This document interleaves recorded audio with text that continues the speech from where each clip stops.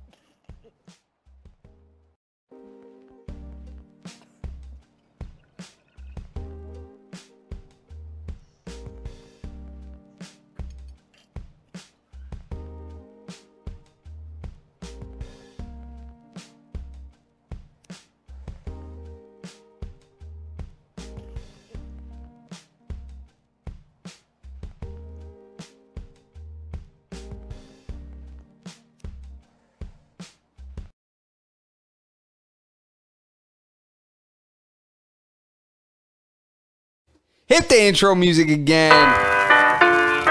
Oye, te hablo desde la prisión. Wilson Manyoma. Borbona.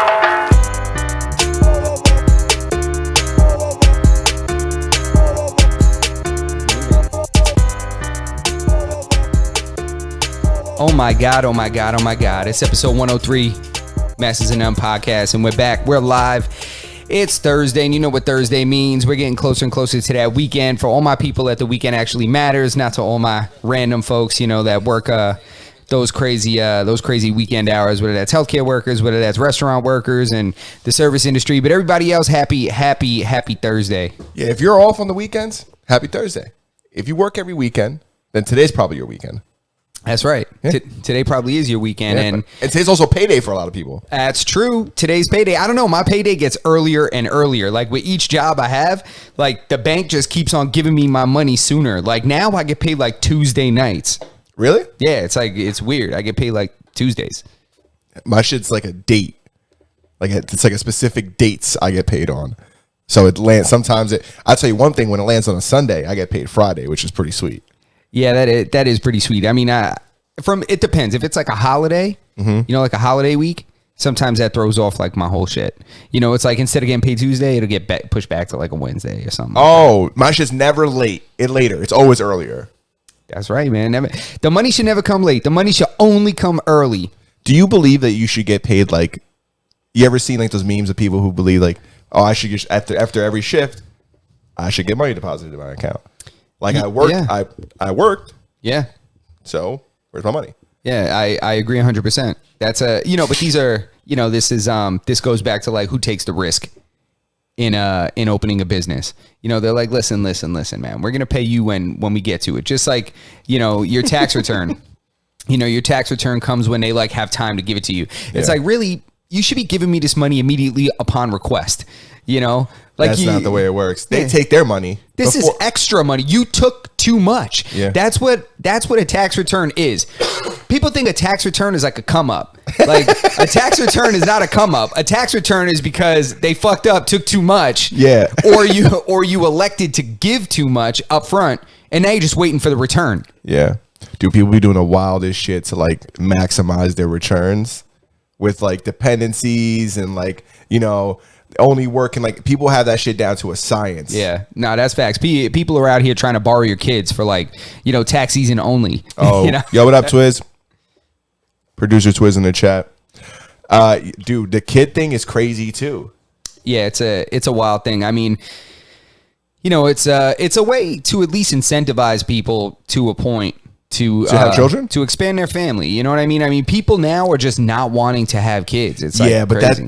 Anybody who, if you think that $3,000 you get or whatever it is you get for a kid, if you think like that's enough.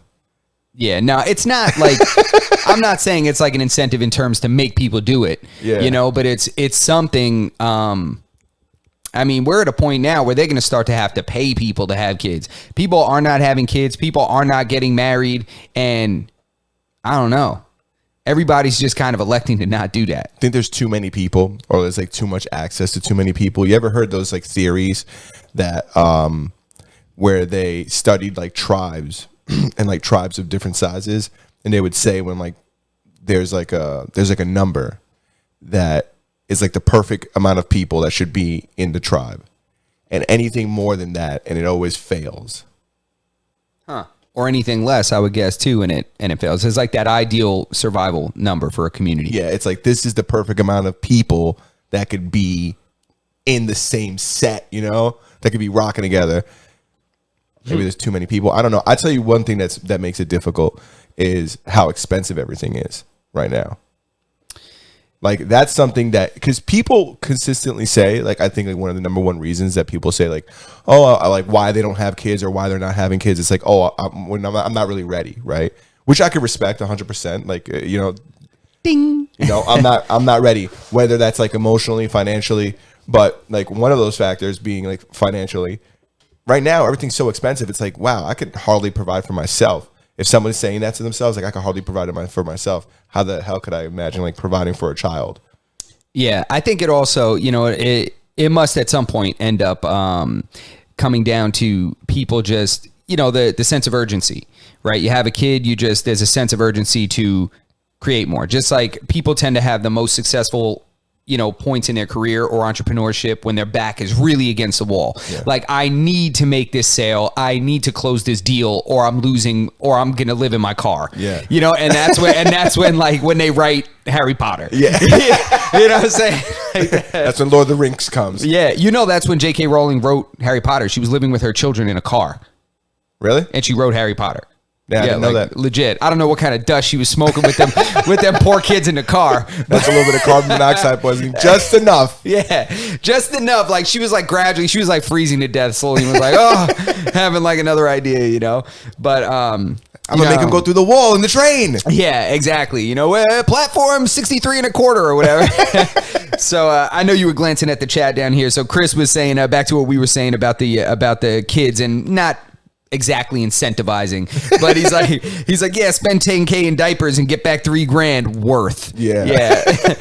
Facts. And also Spaz, he thinks the population's too high and he doesn't mind if people don't reproduce, which I don't disagree with, but there does come a time. I told you the reproduction rate and I looked up this stat.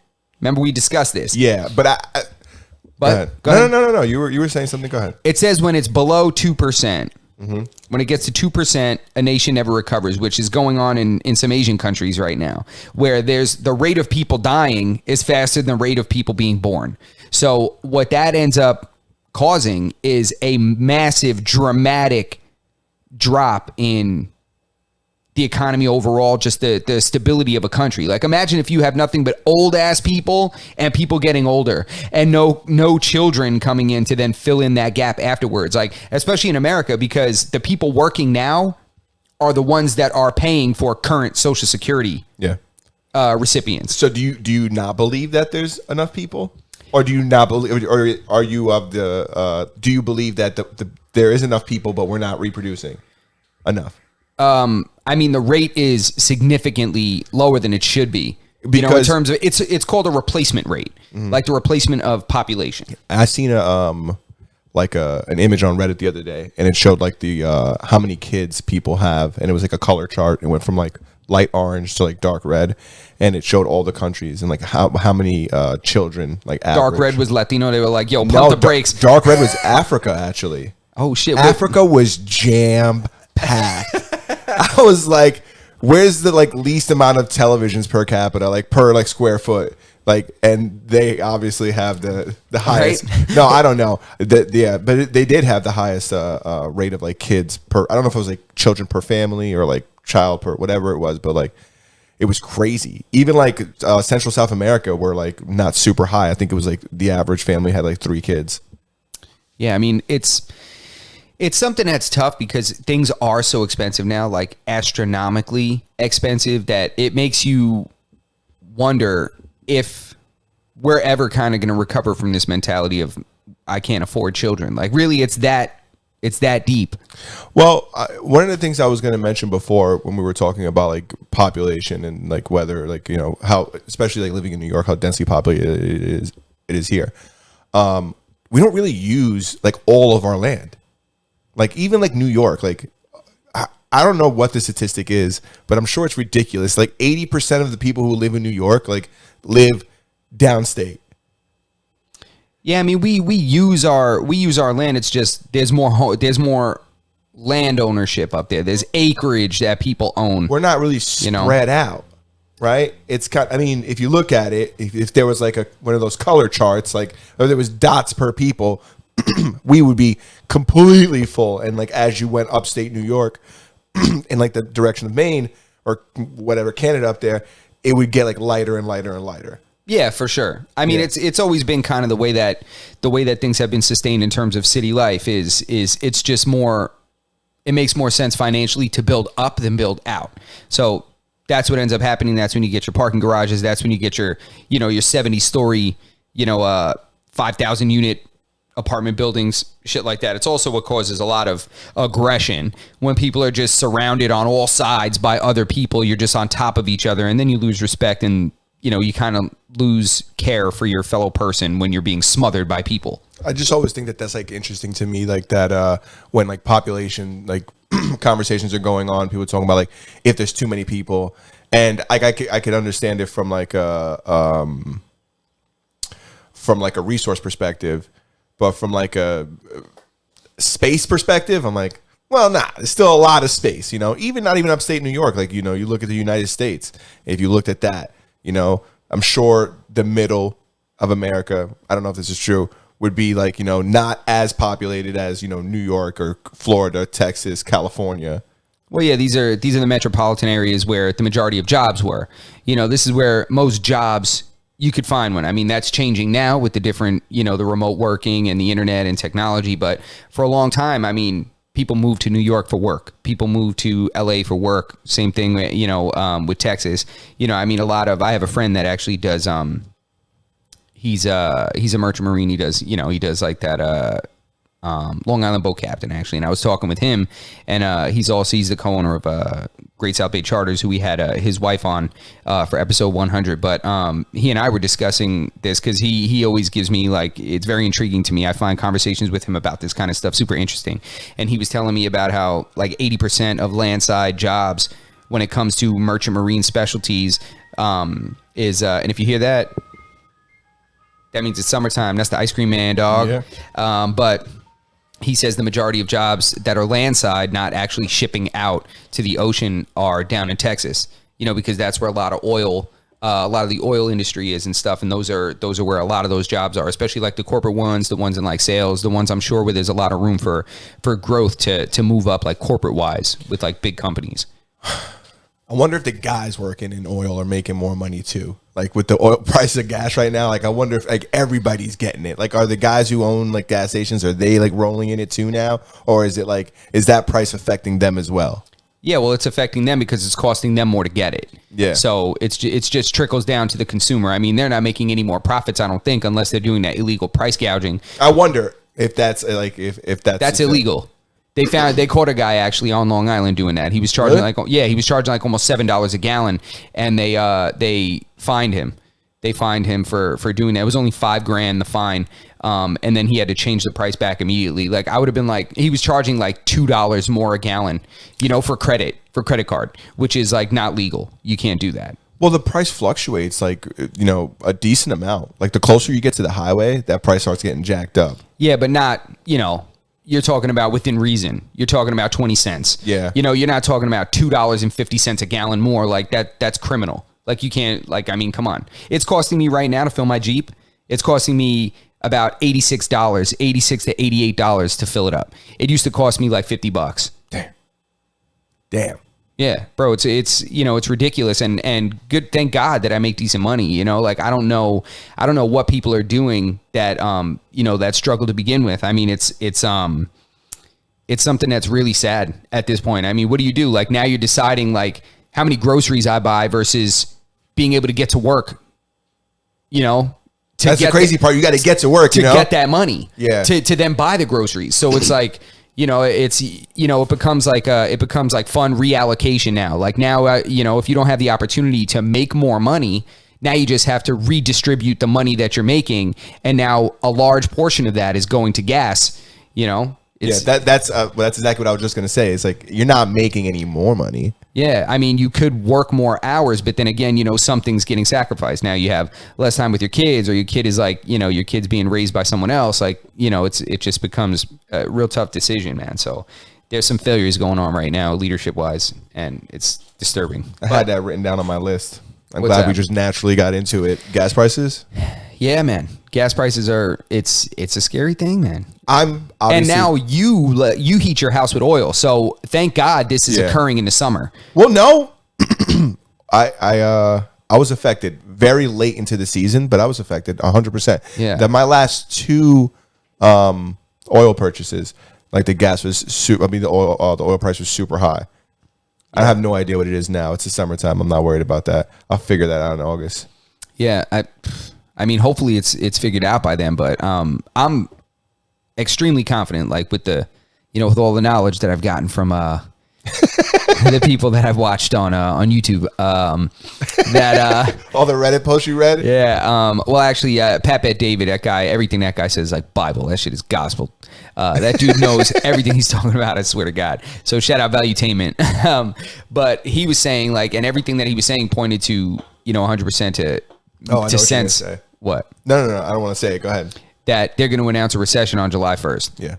Yeah. So that is, and he actually explained the difference, which I didn't know. So anybody in here, if you have any better information than me, let me know.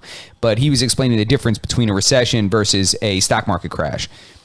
So a stock market crash is much more short-lived. It's weeks, maybe a month, something like that. But a recession can be much longer. It can last up to a year or something like that. But a stock market crash is usually like a day, a week, something like that. So he said it's going to be followed by a significant stock market crash. So a recession is just 2 consecutive quarters with a decrease in GDP. I think that's what he was saying. I hope what fucking crashes is the fucking interest rates. You see the interest rates on mortgage loans right now? They're like 6%. No, they're going to go up. They're going to go up. The price of housing will hopefully come down a little bit in the next 18. I'm hoping in the next 18 months. That's why I'm trying to stack up cash, because it's the only way that I'm trying to make the next crash an opportunity for me and like my future, instead of just being the wave just crashing on me and making me as destitute as everybody else. You ever think about buying a shipping container house? I would, if it were something you could do in New York. New York is just bullshit. I'm sure there's some regulations. You could probably get one of those puppies. You could definitely buy one 100%. I got sucked on a wormhole today about them things, and about how people are like, I'm saving so much money. I'm living in like this shipping container home, and it's like better than a house, and it's like modular. I could like add pieces to it. Yeah, I've seen it. It's like a Lego house. It's like people's layout is like, they'll have like 2 over here, and then one that goes across the middle, and then one up top for like a loft. And it seems pretty legit. I mean, I don't think you're going to find a contractor that's going to be able to do that for you. I mean, these are typically people that design and execute this themselves. Now, if you got enough money, you could definitely find anybody to do anything for you. Well, yeah, if you got enough money. But that's also like, that might not be a thing that we understand, but that's something that definitely happens a lot. There's actually, how I fell into a shipping container wormhole is that one of the YouTubers I watched this guy, and he caught a bunch. He got Bitcoin at a super low price, and then ended up having like 100 and something Bitcoins, and he sold off a fair amount of it. Now he's got a bunch of money. He bought a bunch of land, and he's gonna live in these shipping containers. And who's this? He's a YouTuber. He's like an automotive YouTuber I used to watch. I mean, it's a good way to do it. I mean, if you have the money to just like up and make the move, then that's a good thing. I mean, it's it makes sense. I was just going on your point of like, that's that kind of like, things are going on. Let me get out of here. You're in a position where you have the capital to make investments because you're not spending. You're not in a hole of like a home or anything like that. So on and so forth. That's the correlation I was drawing. Yeah, no, it makes sense. I mean, just like when people do those like, those tiny homes. People do tiny houses. It's a similar thing. I mean, I would love to do that. To be honest with you, tiny house, to have a tiny house on a huge property. That's what I would love to have, but. I don't know, man. At this point, I'm even scared to own property. Like, I'm even scared to own property. I'm scared to be tied to one specific place. My man Andrew Tate. He's like, he's got a great point. He's like, I don't believe in buying anything. He's like, because you don't own anything. He's like, go ahead and owe the IRS some money and see if you own that house. Yeah, they're going to come and take that shit. He's like, it's an illusion. And it does make a lot of sense when you look into how many people had their homes taken. Yeah, but he owns houses. He doesn't. He doesn't own any houses? He owns one house. The one in Romania? Yeah, the one he bought. He used to own houses and he sold them all. He's like, because I just don't like being in business with the government. Yeah. He's like, that's what it ends up being, which makes sense. But. I get what he says. I just don't think that's like, I don't that can't be like applicable to like the general public. That's not everybody, Meaning what? That not everybody could not own a home. Nobody has to own a home. But then what would happen? What would happen if nobody owned them? If nobody owned homes, then it would. What do you mean? Purchased homes? Yeah, if nobody purchased homes, then everybody would rent somewhere to live, right? Yeah. So that means that's like, it would probably eventually be like one or two companies that own like every single house and rent them out to everybody. Well, most people don't own their home. The bank owns their home, and they pay the bank. Yeah, they have equity in their home. Yeah, you have equity in your home if you sell the home or if you take money out. But you ultimately, there's a lien on your house, meaning you don't own it. Yeah, no, you don't own it in its entirety. The bank owns your house. Yeah, most people don't own their cell phone, though. Yeah, well... From that perspective. Yeah, well, a cell phone isn't the biggest investment most people make in their entire life. But it's irrelevant because if you have equity in your home, then at least you have money in it. Like there's money there. And even if I get it, you don't own the whole thing. More equity you've earned on your home, like based on like whatever the direction the market's going in, obviously it would have to go up if you're making more equity. Yeah. It increases the percentage of the home, the home that you actually own. So like, let's say you bought a house for $100,000 and now it's worth $200,000. Even if you didn't pay a single dollar towards your mortgage, like you still own, now you own 50% of it. Yeah, you own 50 technically because there's really no split of the house. You would have to sell the house to then cash out that money. Yeah, but that's what assuming that's what it's there for anyways, because you live in it. Otherwise, the only other purpose is to live in it, and then to have money one day and sell it. So it's like, what's the big deal? True, but it comes down to there's things like foreclosure. They're not going to be like, oh well, I own half of this house, so I'm going to stay in this room. You could take the rest of the house. That's really not a thing. Yeah, but at the end of the day, at least like you're not leaving with nothing. And if you pay, and there's probably not, I don't know, a lot of people, but there are many people out there that paid their house out and they just pay taxes. Yeah, I mean, not so much anymore. Yeah, that's an old school thing. I think nowadays, like the concept of purchasing a home, paying the whole thing off, and then retiring off of your house or having your house be a large part of your retirement or a large part of your future plan. I don't think that's necessarily in the cards for people the way it once was. It's like the game has changed. That used to be the ultimate goal. You go to school, you get a good job, you buy a house, and then you pay it off over time, and then you own this home. Mm-hmm. And now you can sell this home, and now you can make X amount of money on it, and that's part of your retirement. That's not really a thing anymore for the average person. That used to be the American dream. You can go and buy a home. It's really not that way, the way it once was. It's the majority of people are being outbid by contractors. They're being outbid by investment companies that are going and buying up the homes and then flipping them. Like, it's very rare that you see a family purchase a fixer-upper and fix it up and live in it. Now people, it's contractors that are buying fixer-uppers, outbidding you, get the hell out of here. I'm waiving the appraisal and the inspection, and I'm just going to buy it, and I'm going to throw some siding on it, throw some shitty crown molding up, and I'm going to sell the house for $200,000 more than I paid for it. Yeah. And it's going to sell in a week. Well, if your boy Pat Bat Davis' projection of recession is true, then well, it's not just, it's pretty simple to see it coming. I mean, there was already one quarter with a decreased GDP. And if you think that our GDP went up in the last 2.5 months, that's definitely not true. Yeah, I'm going to be completely honest. I'm not out there monitoring that shit. Just use common sense. Look at the inflation rate. Look at how expensive everything is. You think our country made money? No. Probably not. No, maybe, or I don't know. It's pretty safe to assume. It's good to pretend that you don't know, but it's pretty safe to assume that we didn't make any money. Our country's not really doing well right now in terms of economy. Right? If everything goes up equally, right?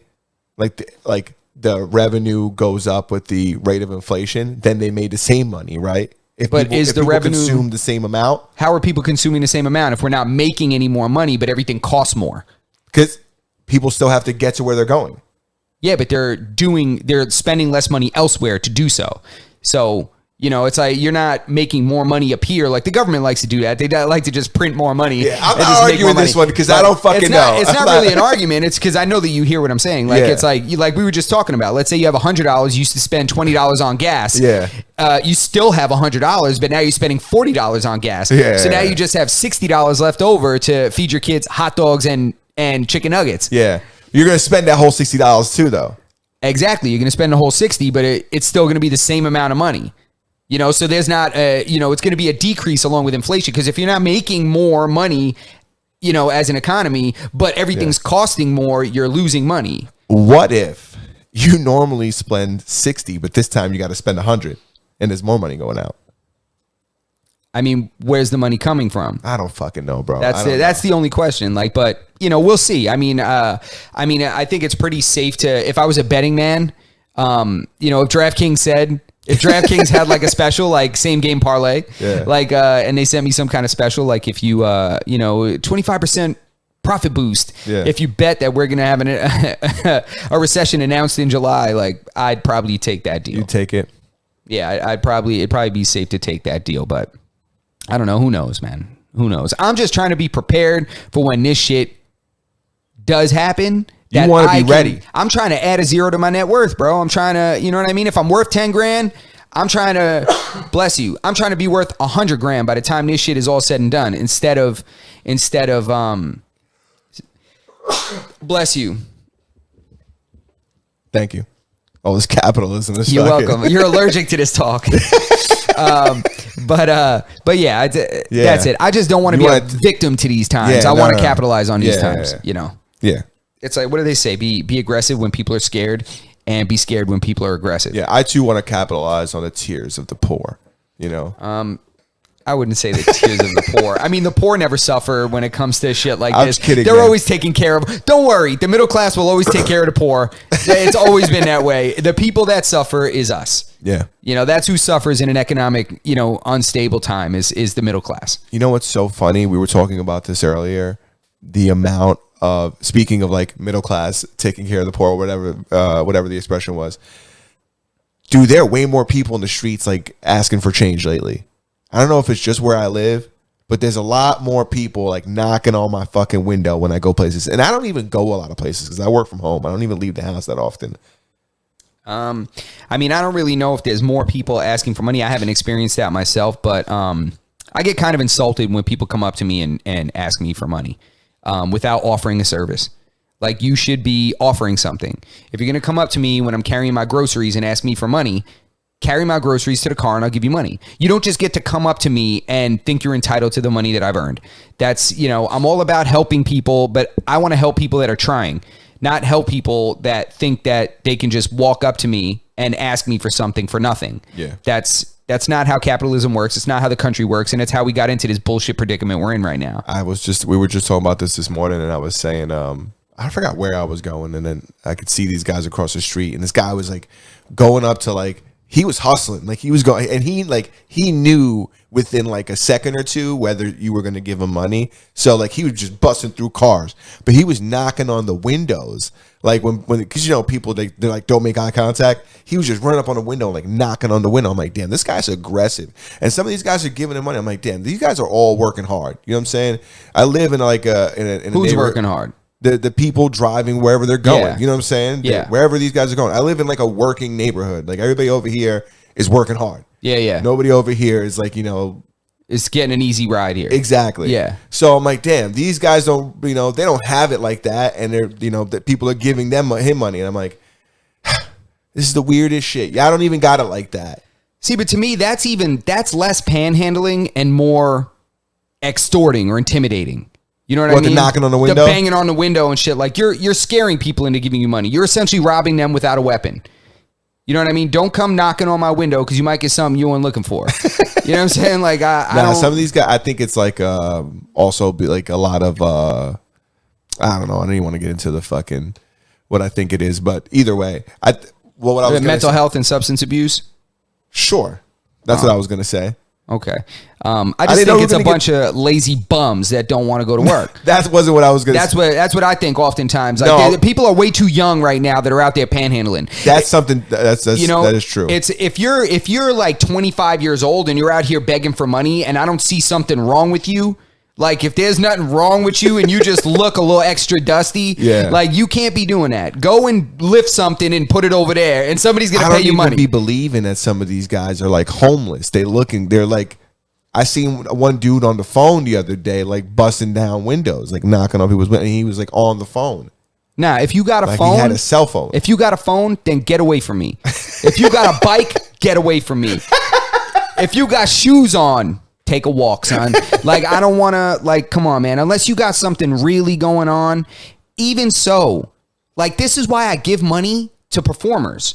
Because they're at least doing something. Yeah, like a guy playing a guitar. He got a dog doing a trick or some shit. Guy playing a guitar, he's going to get money from me. Or not all the time, but he's got a better chance of getting money from me than a guy that's just walking up to me. Like, and he's like, hey, man, you got like spare change? He's like, what are you going to do to earn this spare change? You just saw me walk over. You didn't even help me check my blind spot and tell me I'm clear to back out. Like, you didn't give me anything. Like, if you want to come over and be like, nah, fam, you good. Hold up. You good. Like, then I might give you some money. You just help me back out of my parking space and this road is crazy, you know? But if not, bro. Yeah, you better pull a squeegee out your pocket and hit the windshield. You know what I mean? Not even, because ever since Belly, I don't trust that shit. You ain't coming up on my windshield, bro. Like, hell no. What I was going to say before is the people, or what I wasn't going to say is not necessarily the people themselves that are asking for money. I was going to say the people who are giving money. I was going to say, like, maybe it's just because I live in, like, a more religious community. Like, the people feel, like, more obligated to, like, help these people. But it's like, yo, I'm like, I just don't believe it. Like, I can't give you money. Nobody gives it to me. And like you want, and you're probably not going to do anything good with it. Yeah, you're not. More than likely, you're not going to do anything good with it. And this does not help you get out of your situation. This helps you stay exactly where you are. You know what I'm saying? Like shout out Claudio. What's up, bro? And Chris, he says he personally never gives anybody money. He says, but if he's at the store, he'd offer to buy food for a person, which I'm not opposed to either. Yeah, I'm not against that. I bought people food. Like this dude always at the Wendy's, and he got me the first time. Then I see him there all the time. I'm like, damn, you be eating good, but he doesn't ask you for money. He's like, yo, can you get me something from here? You ever see a country like ours where you see morbidly obese poor people? You ever see that? You ain't starving, bro. You're not starving. You're carrying 50 extra pounds on you. You ain't hungry. Yeah. You ain't starving, bro. The major cities are like that, like probably like around the world. Yeah, I not around the world. Not around the world. The thriving major cities. I mean, I find it hard to believe that there are obese homeless people at the rate that there are in America anywhere else in the world. Yeah, I don't know if they're beating America. I'm just saying that they might exist. Where they do exist around the world or in major cities, if they did exist. And I'm not saying there's more over there than there is over here. I'm simply saying that in my mind, when I think of that, I draw a correlation to like big cities. Like that happens in big cities because there's probably more waste in big cities because there's so many more people. And that's why things like that can happen. More waste or higher probability of being given money when you're asking 10 times or 100 times more people. Yeah, more people. There's some people hitting a lick. You get the right intersection in New York City and you start panhandling around there. Yeah, you make a couple $100 a day. Oh, easy. You're making that's a goddamn part-time wage, a full-time wage. Yeah.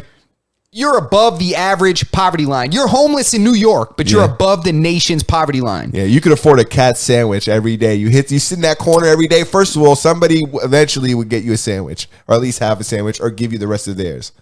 Yeah. Chris said, damn, yo, it's crazy. All these homeless people got diabetes. Is that true? Is there like an epidemic? I wouldn't doubt it. But and then Claudio says he had a dude at a bodega ask me for my change, and he had J's on, 2 gold chains sitting on the floor. Yo, you see what I'm saying? This is, in America, homeless people are considered affluent in 80% of the rest of the world.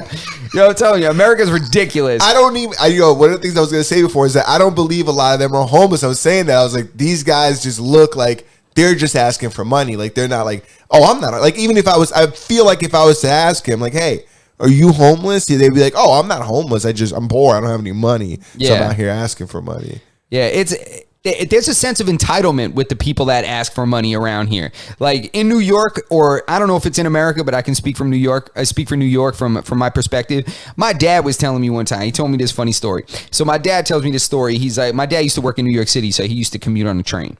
And he's like, I remember I was walking. He's like, and I had these gloves on. He's like, I had these leather gloves on. It was cold out. He's like, I'm walking. He said, and I get off the train. I'm on the platform, and this guy is sitting there, and he's like, oh, you got any spare change? And my dad was like, no, I don't have any money, but you look cold. So my dad takes his gloves off, goes to give them to him. The dude looks at my dad and goes, are them shits new? What? And my dad said, what? No, I just had them on. He said, man, I don't want that shit. What? Well, my dad was trying to give him gloves when it was cold out.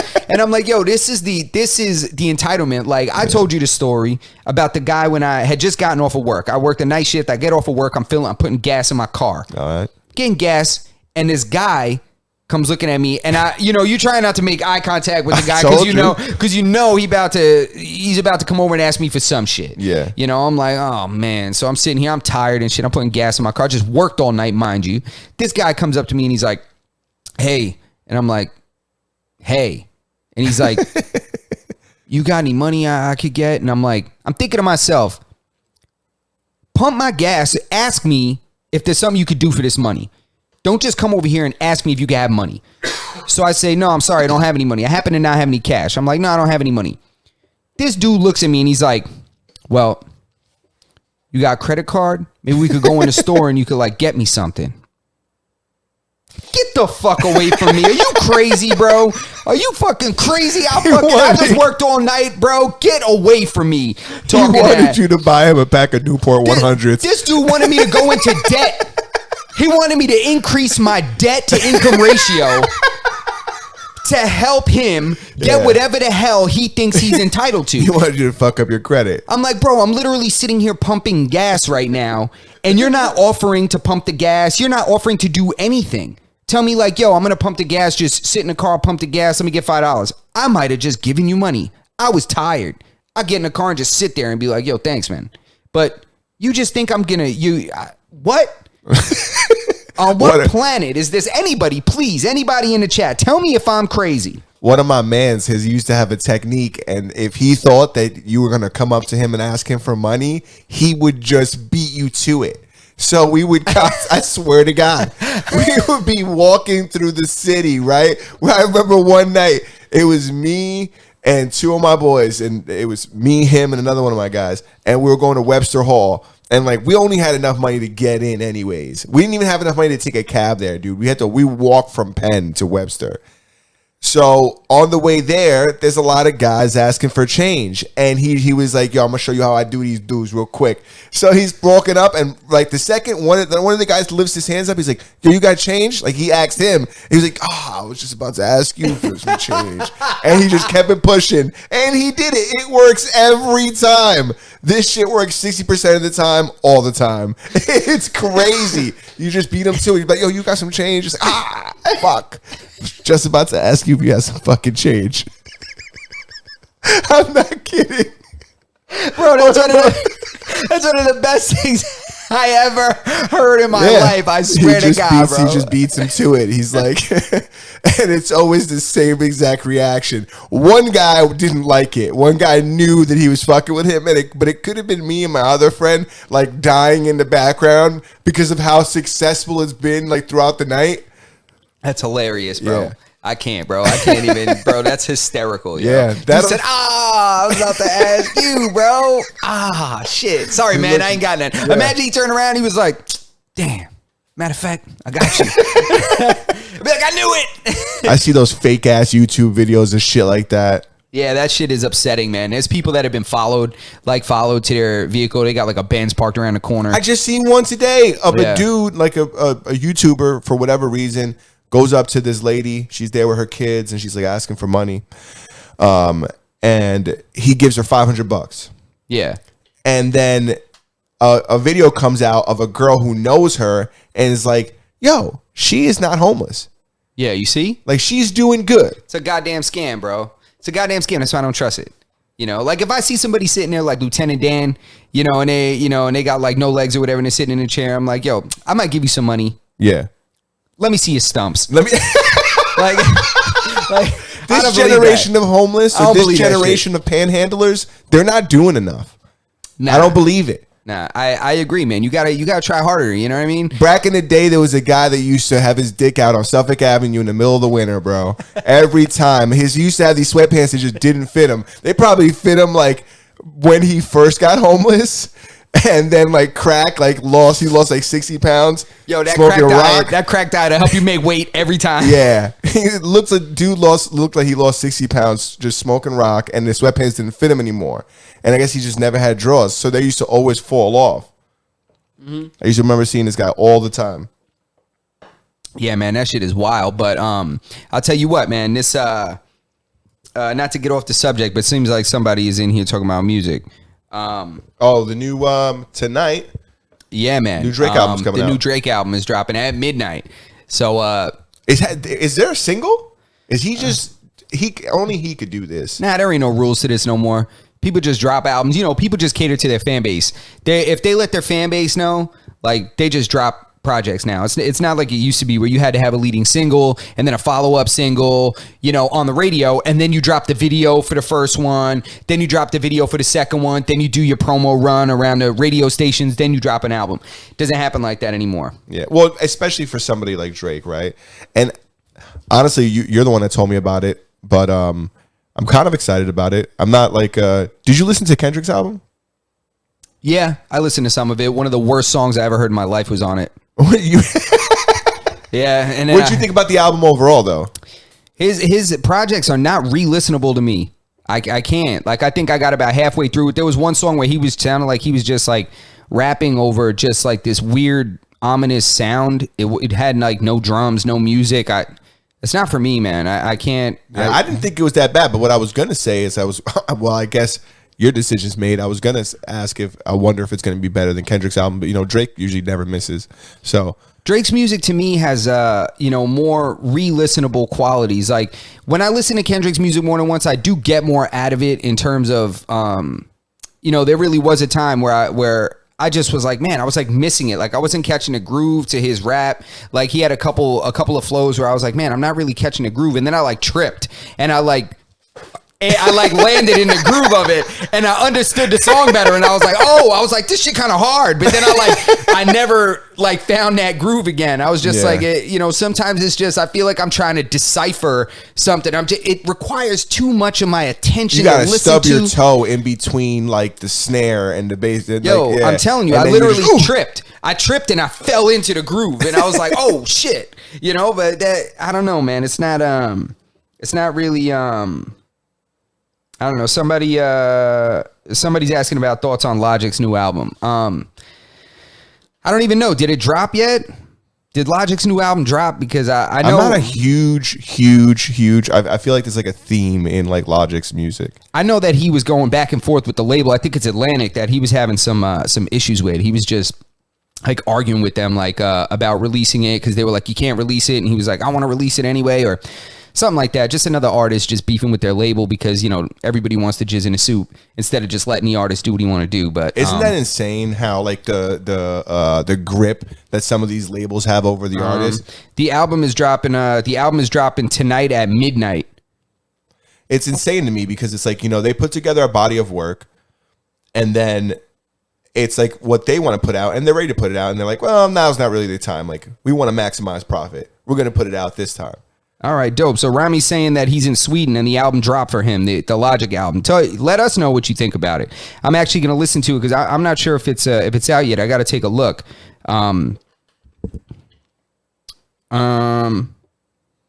So when in how many hours is the album dropping, selling, or what time will it drop? So the album's going to drop. It's 7 p.m. right now. It's almost 8 p.m. It's 8 p.m. right now. So in 4 hours. 4 hours. At least Eastern Standard Time. Yeah. That's where we're at. I don't know exactly where you're residing. But 4 hours from now, right? Because I'm sure it's I don't know why. Is it arrogant of me to believe it's Eastern Standard Time it's going to drop? No, I mean, a lot of people drop music Eastern Standard Time. I mean, if you look it up, I'm sure we'd be able to see I'm trying to. I'm curious now if to listen to that Logic album to see what the story is with it. Oh, have you? Are you a Logic fan? I'm not a Logic fan. But I do respect what he does to a point. I mean, it's not easy to do what he does. He's a very visceral, a very conscious rapper. He's got a lot of complex skills. He's got skills for sure. 100%. 100%. For sure, he's got skills. He's a wordsmith. Yeah, I'll have to check it out. And the album drops tonight at midnight. That's all. Yeah. He posted it on Instagram literally 2 hours ago. It wasn't even that long ago. And it says 7th studio album, Honestly Nevermind, out at midnight. Yeah, it's called Honestly Nevermind. And, if I did hear that part of it leaked, I mean, I don't know if that's true or not, but I'd like to see actually some track listings now. I'm trying to see, I'm going to try to get a track list, see if I could read off some track lists for you guys, because it seems like people are interested in it. Let's see. So Honestly Nevermind track list. Oh, he's actually got a record with read it out. Is there a Honestly Nevermind? It says that it's got All Painted by Lil Uzi Vert. Nah, that can't be. Honestly Nevermind track list. Nah, this is on I'm on genius.com, but Mention Me featuring Rema, Neatly. All Painted. It's got an asterisk though. All Painted is an unreleased collaboration between Lil Uzi Vert and Drake that was first previewed in Houston. So I guess they're gonna put that on the album maybe. Oh, that's cool. It's just being that it's so close to, and it was just like randomly announced like today. So I think there's a lot of people scrambling to try to get information on the album. Yeah. I mean, I guess it doesn't leave anybody any time to speculate, right? It's like about to come out, so people got to put together what they can put together. Yeah, but I'll tell you what, he's got people scrambling, like, because to put a 7th studio album out with like no warning, I'm intrigued. But it's because of who he is, I believe like depending on like the artist's size, like some guys got to go out there and really hustle. Yeah, man. So people are saying they're hyped. So Nathan says he's hyped. Yeah, I mean, he's hyped rather. Remy's asking if we listen to Swedish rap. Do not. You like the Swedish House Mafia? Is that the same thing? Nah, I mean, Swedish, that's actually Swedish. Sweden has some really big house producers that have come out. Yeah. Yeah, over the years for sure. So Remy's saying the Logic album drops for him that would be midnight our time. And it's almost 2 a.m. for him in Sweden. And by the way, I'm new here, so just subscribed. Okay, cool, Remy. Thanks, man. We appreciate the subscription. And let's see. Even Most is saying Drake is coming with it on this. Certified Lover Boy was just to stomp on Donda. This is what was supposed to come out. Way too many leak tracks on Certified Lover Boy. Yeah, man. I mean, I hope that there's something crazy right now that's gonna drop. Yeah. Like, I'm hyped to hear what it is. I mean, I think you're right. To be honest, even Most, I think you're 100% right on that, because he did do that just to kind of piss on Kanye's parade a little bit, but I am intrigued and I'm hyped. And if anybody knows anything about about any possibilities, any possible features, because I did the research that I could. I mean, it was announced just shortly before we went live, so we looked up as much as we could. And Neo Caroline is asking, are you a Drake fan? I mean, I respect what everybody does when it's at a level like that. I mean, even if somebody's not a fan of Drake, you got even if you don't listen to Drake, like, he's enormous. Everybody knows who he is. Your grandmother knows who he is. Your mom knows who he is. Your kids know who he is. I mean, like, there's nobody who hasn't listened to a Drake song, even if it was by mistake. Yeah, I mean, I agree. It's, and the just the longevity in general. I mean, the guy was able to put out like a greatest hits album, like 3 albums into his career. That's what I was saying. He doesn't miss. Like, who has... Name another artist that has that many like hit songs in the amount of time that he's had. Yeah, and to be honest, it's the consistency. It's not just the amount of hit songs. It's like when he puts out a song, it's more often than not, it's a hit no matter what. So, and just to touch base with Selin, that's in here. I hope I'm pronouncing that right. Says, but he doesn't think that the album drops any earlier in Sweden. I think Remy was referring to the Logic album. That's what he had referred to earlier. I don't think he's talking about the Drake album. Yeah. But we do appreciate the sub. And anybody that's in here, if you're in here and you're enjoying the discourse that we have going on about this potential Drake album coming out tonight, just throw us a thumbs up and then subscribe if you appreciate the content. Spaz says he promises you his mother has no idea who Drake is. She's definitely listened to a Drake song. Yeah, she might not know it, but if you go home, she, if you put something on, she might know. Yeah, or she's watched Degrassi. Yeah, she may have. She'd be like, "Oh, that's the little wheelchair boy." She's like, "I can't believe they shot him in the back like that." How dare them? It really depends. And Remy, we're talking about Drake. That's the album that we're discussing because that's the album that's coming out tonight. So midnight tonight. I mean, I believe it's going to be Eastern Standard Time. I mean, I think Toronto's on Eastern Standard Time, so I'm sure that he would drop it based on, I think they're like, kind of lined up with what we got going on. I'm going to say we're 4 hours away from a new Drake album. Yeah. Rema is actually gaining popularity. I heard a couple records. I'm excited to hear what he does with Drake. Spaz never seen Degrassi. Well, my sister watched it, and that's how I watched Degrassi. I think it was on like not a mainstream network. Like, what network was it on? I don't remember. I don't know. I know my girl grew up watching it. She said she watched it. I think it was different. I was like, damn, I was more like a Saved by the Bell kind of guy. But my sister watched it. It was like I remember it being on like later at night. It was like after Seventh Heaven. Boom, Degrassi just kicked in. Yeah. So we got a question in the chat. So Norm is saying, how will we feel if honestly Nevermind's track list is smaller? I'm not opposed to shorter track lists. I think sometimes go ahead. I'm sorry. No, you good. But that's something that I thought of. And I think that's more than likely, right? Something that could happen. I'm not into like a 22. You don't need to give me 22 songs and then like 6 songs that I love. I'd rather just the 6 songs that I love. Yeah, man. Like, to me, what that reminds me of when I think about a lengthy track list versus a shorter track list, I think of the Blueprint 1 versus the Blueprint 2. And if you listen to Guru, the engineer that recorded the Blueprint and the Blueprint 2, he's Jay-Z's like go-to, like, young Guru, bring in the flutes. Like, he's his main engineer, and he does all his music, his mixing, his recording. And he actually admitted that the Blueprint 2 was too long.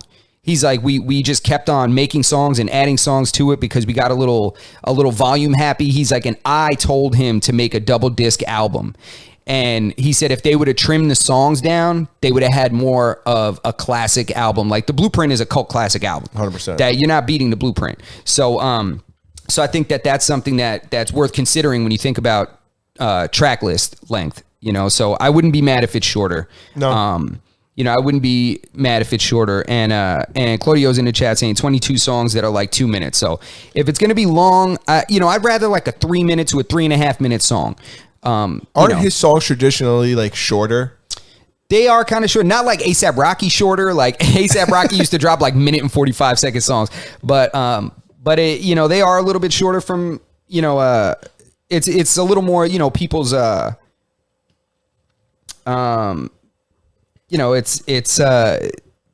feel like people's attention spans are so short now that people drop shorter records just to kind of keep ahead of it. You know what I mean? I remember 5-minute songs.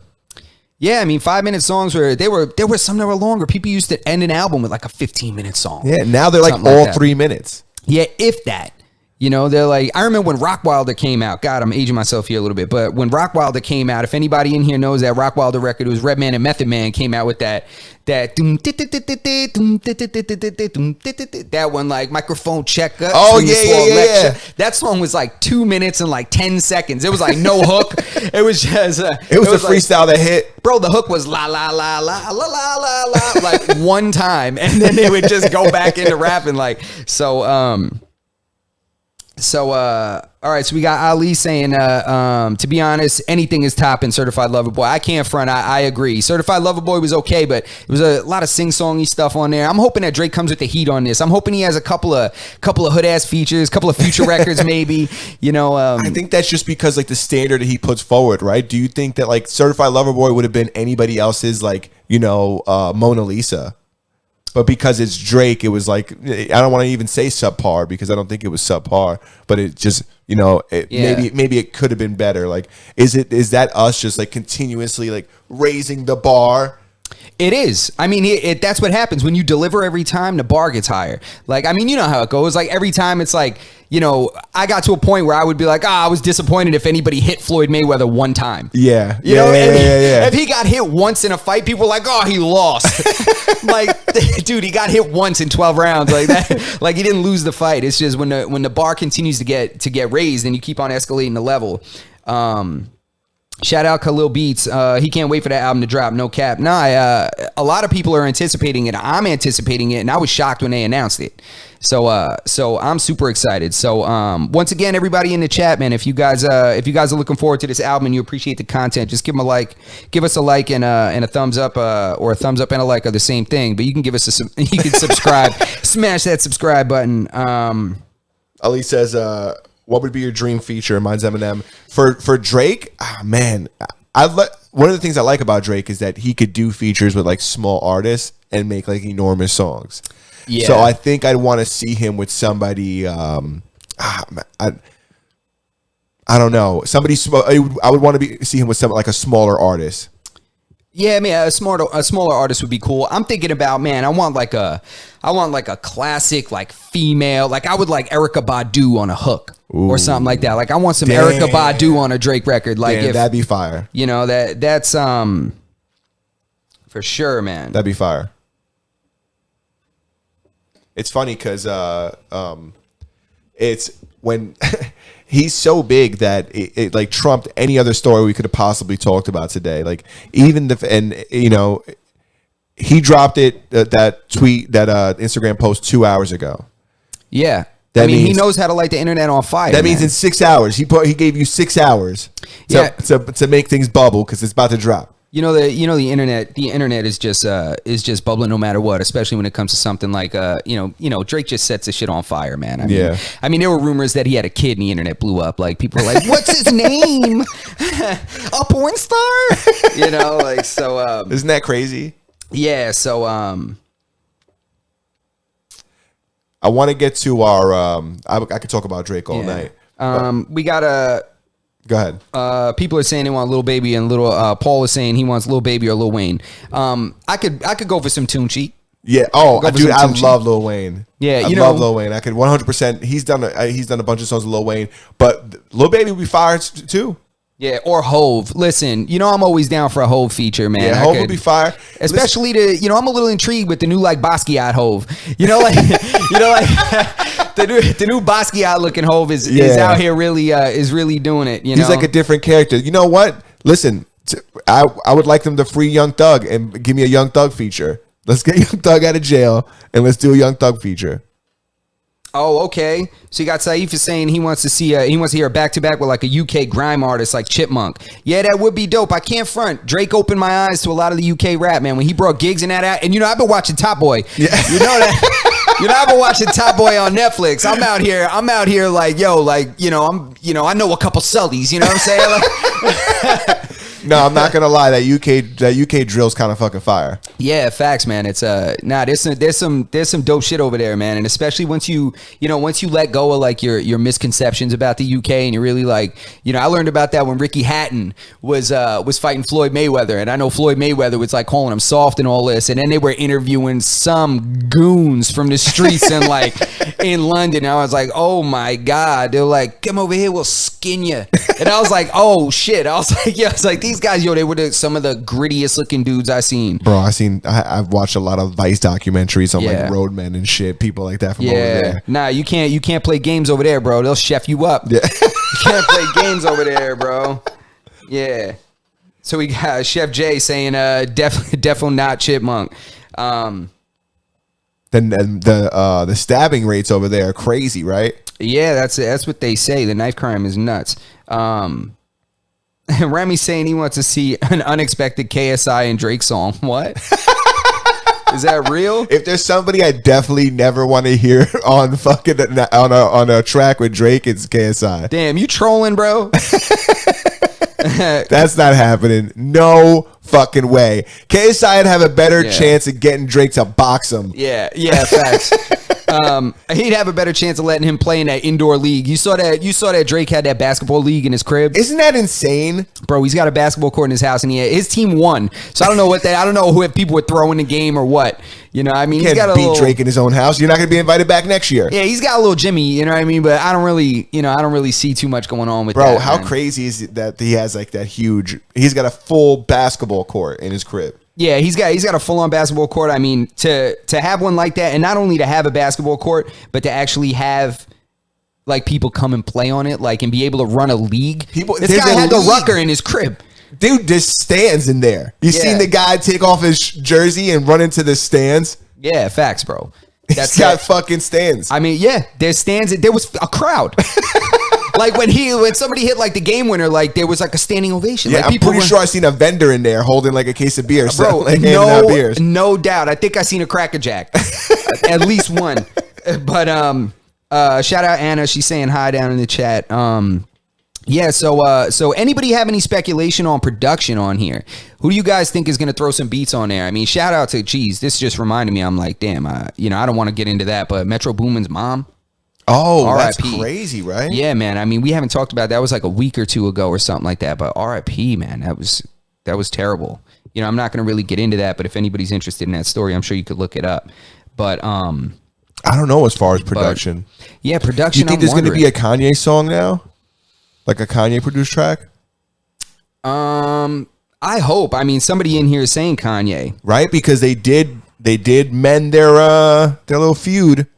Yeah, they maybe Kanye slid him some heat. That's something I would like. Well, I think they did make it. I think they already squashed their beef. I'm pretty sure he was at Kanye's listening party, right? But I'm saying, imagine he gave him something for the album.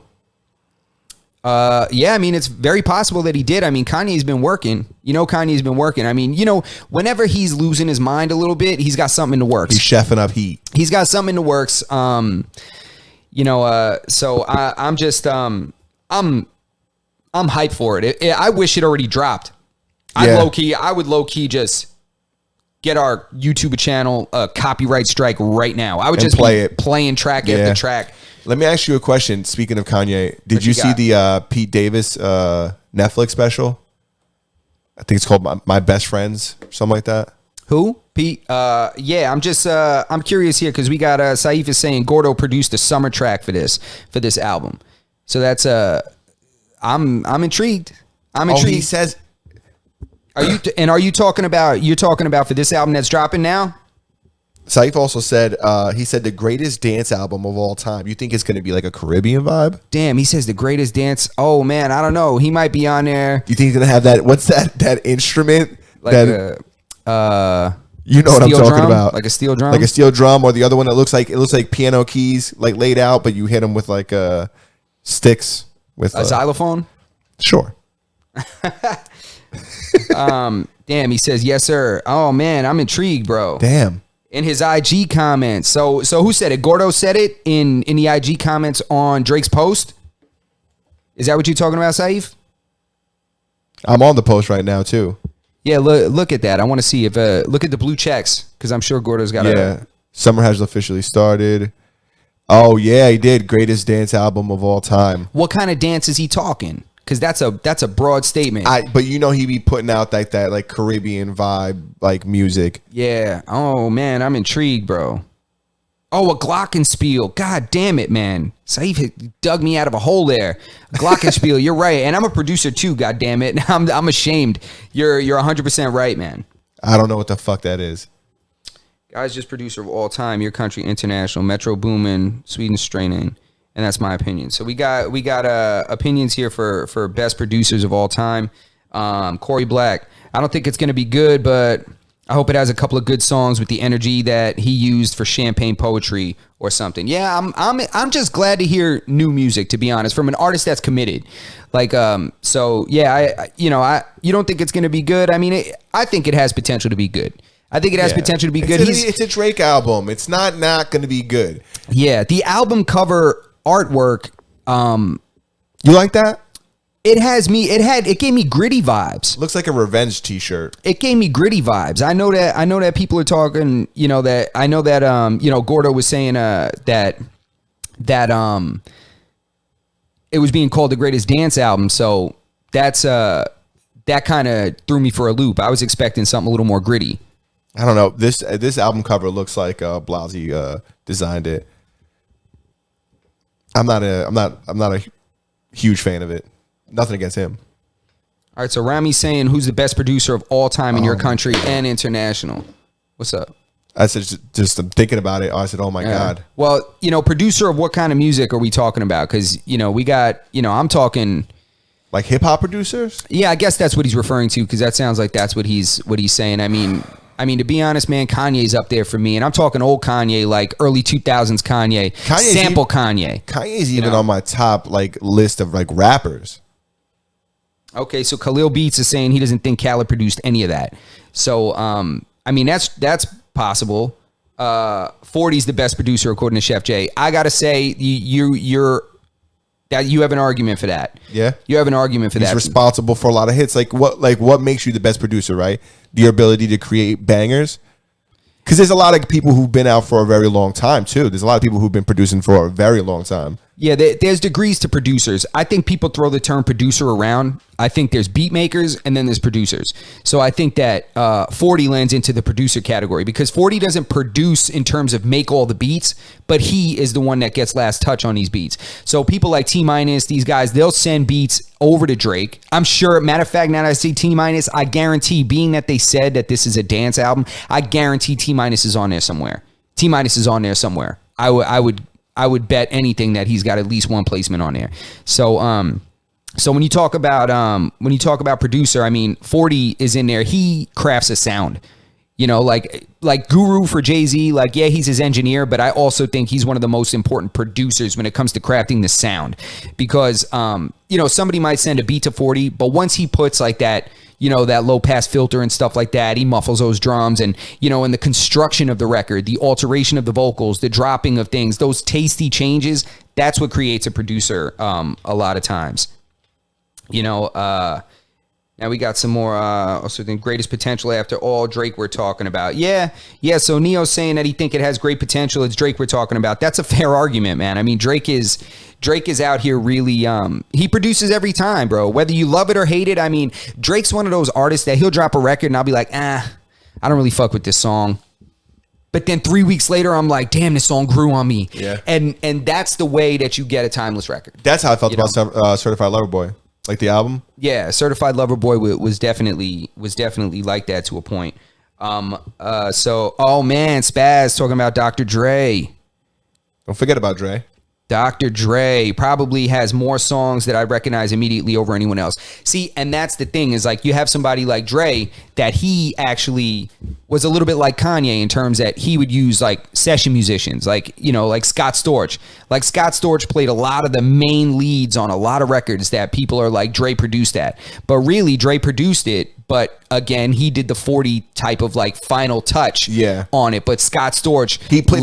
That's him playing the keys. Yeah, it's Scott Storch playing the keys, and then Dr. Dre gets down, sits at that board, and spends 48 straight hours listening to this and altering things. And it's crazy because not to get off on too crazy of a tangent here about Dre, but Dre is said to have been, before he even had any kind of access to big type of musicians and co-producers and stuff like that. They say that, I forget who it was, that it was a big record executive. God damn it. His name evades me right now.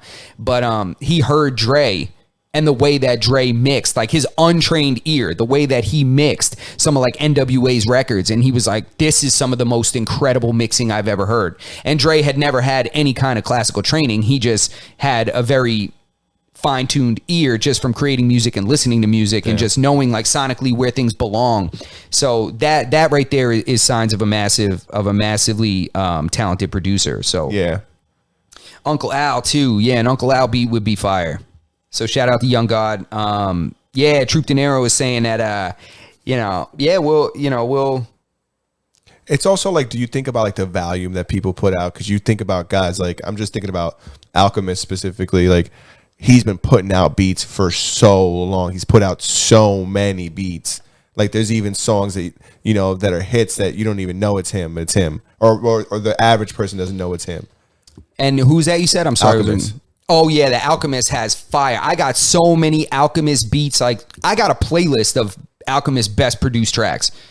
Like, you go, but like Hold You Down and shit like that. Like, and I'm saying, but oh when you look at how long he's been putting out beats and like, his like his body of work, and it's like how many years it's been. Like, that's something I also think that you need to take into consideration when you're talking about like who's the best at this, like longevity wise. Yeah, because this guy's been doing it for a minute. Yeah. 40's put out a lot. 40's probably had his hands in like a lot of smash hits, but it's in a much shorter amount of time. Yeah, it's a much shorter amount of time, but the impact is incredible.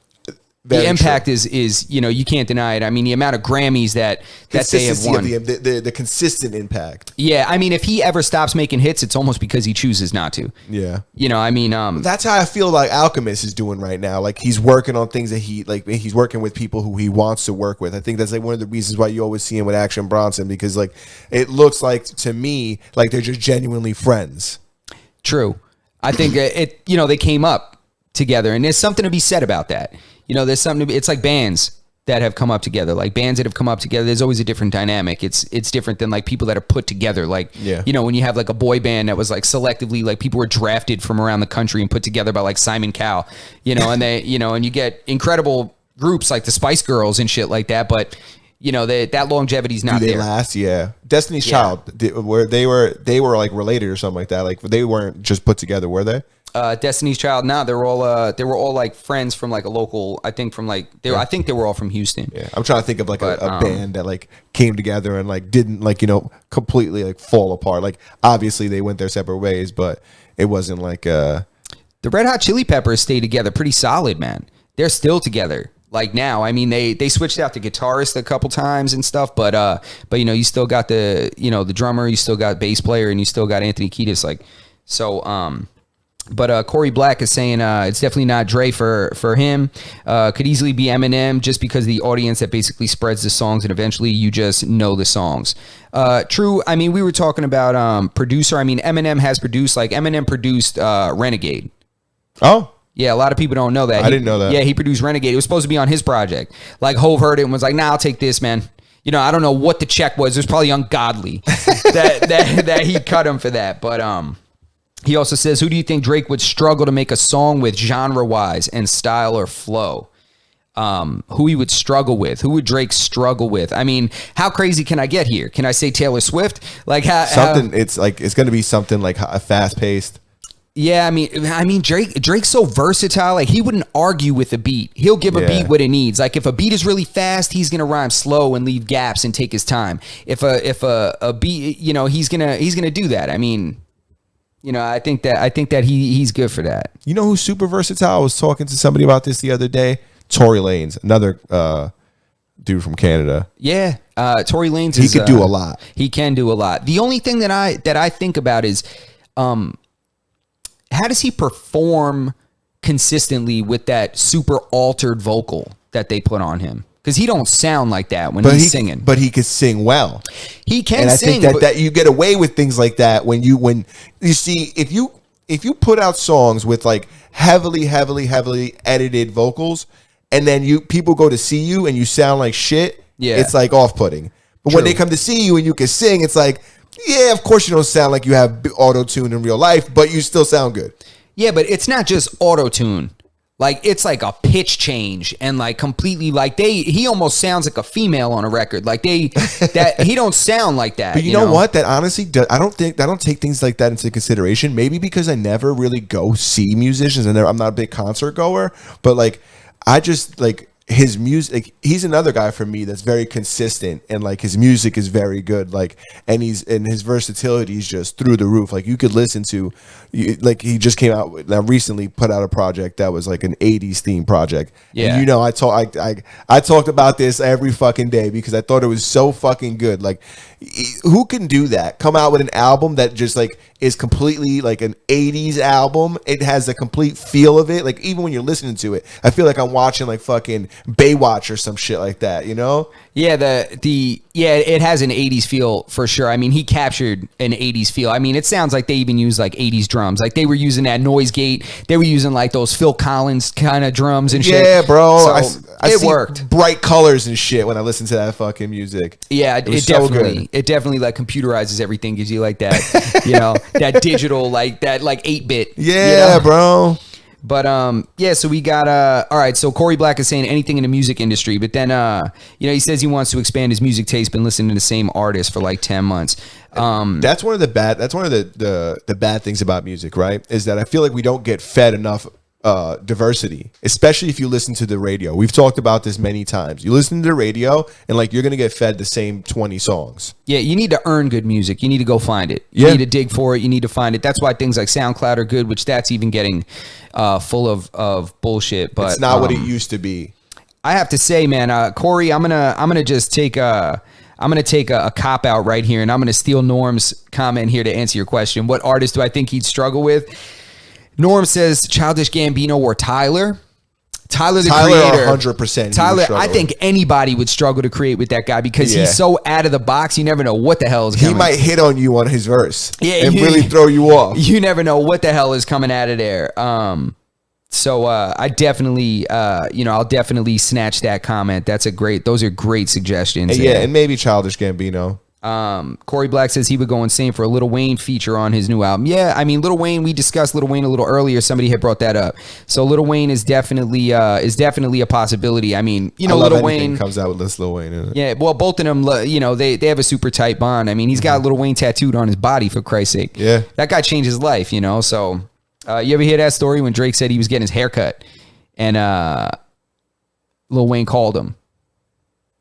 And he was like, what? He's like, who's this? Like when he first was dropping like mixtapes trying to get down with Lil Wayne and Young Money and shit. What he said? And he was like, yeah. He said, who is this? And he said, like, it's Wayne. Or some shit like that. It's Wayne. You know, like, leaned out. Yeah, probably something like that, you know. But let's see what else we got in this chat. What do you think about Drake's album cover? He said he thinks it's pretty solid. I said it Matt before. Brain. I said it before. It looks like if you guys don't know who Blasey is, look him up. He's on Instagram. He's a graphic artist. It looks like he designed it. It looks like a revenge like T-shirt. Like it has like that similar what's it called, font. It's like very it's very right now. Right? Yeah.